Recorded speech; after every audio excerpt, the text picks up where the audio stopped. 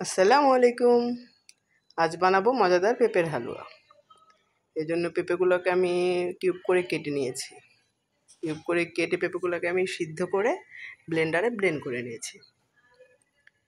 এখন চুলায় একটা ফ্রাই প্যান বসিয়ে দিয়ে এর মধ্যে কিছু এলাচ আর কয়েকটা তেজপাতা দিয়ে আমি এখানে প্রায় 1 টেবিল চামচের মতো ঘি দিয়ে নিলাম। এখানে আমি কোনো তেল ইউজ করবো না, সম্পূর্ণ ঘিয়ের মধ্যে আমি হালুয়াটা বানাবো।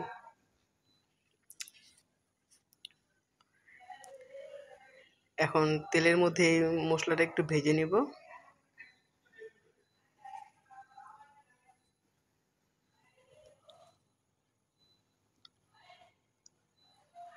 মশলাটা যখন একটু ঘ্রাণ ছাড়তে শুরু করবে তখন আমি এর মধ্যে দিয়ে দেবো ব্লেন্ডার করে রাখা সেই পেঁপেগুলো দিয়ে আমি সুন্দর করে নেড়ে চেড়ে সুন্দর করে ঘিয়ের সাথে মিশিয়ে নেব।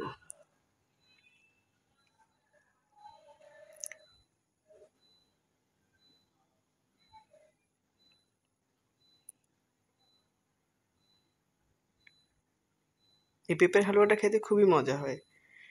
এটা রুটি পরোটার সাথে খেতে খুবই ভালো লাগে। খুব অল্প কিছু উপকরণ দিয়ে এই পেঁপের হালুয়াটা তৈরি করা যায়, খেতে খুবই ভালো লাগে। আর এখানে আমি একটু ফুড কালার ইউজ করতেছি, এটা অপশনাল, কেউ চাইলে নাও দিতে পারে। আমার কালারটা হলে ভালো লাগে দেখতে, এই জন্য আমি দিলাম। এখন সব কিছু একসাথে খুব সুন্দর করে আমি মিশিয়ে নেব। আর হালুয়া যেহেতু, এটা বারবার নেড়ে নিতে হবে নিচে, যাতে তলায় যাতে লেগে না দেয়।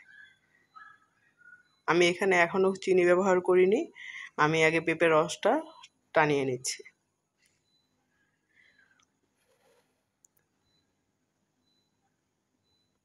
পেঁপের রসটা শুকাতে কিছুটা সময় লাগবে। আর চুলার জালটা একটু আমি মিডিয়াম করে রাখবো, যাতে তলায় ধরে না যায়। এখন আমি এখানে প্রায় 1 কাপ পরিমাণ চিনি দিয়ে দিচ্ছি। চিনিটা দিলে আর একটু পাতলা হয়ে যাবে, চিনিটাতে পানি সারবে। এভাবে করে আমি নেড়ে চেড়ে চিনিটাও পেঁপের সাথে ভালো করে মিশিয়ে নিচ্ছি।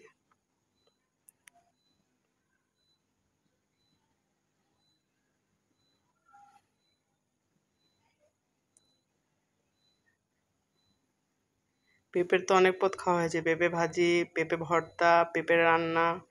পেঁপের এই হালুয়াটা সত্যি অসম্ভব মজার, একবার বাসায় ট্রাই করে দেখবেন।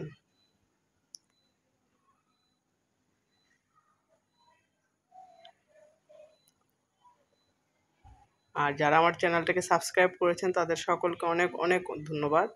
আর যারা এখনও করেনি, প্লিজ প্লিজ আমার চ্যানেলটাকে একটু সাবস্ক্রাইব করবেন।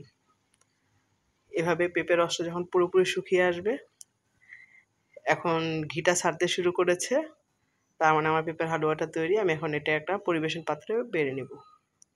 এই তো, পেঁপের হালুয়া আমার একদম তৈরি। ভালো লাগলে অবশ্যই লাইক, কমেন্ট ও শেয়ার করবেন। আল্লাহ হাফেজ।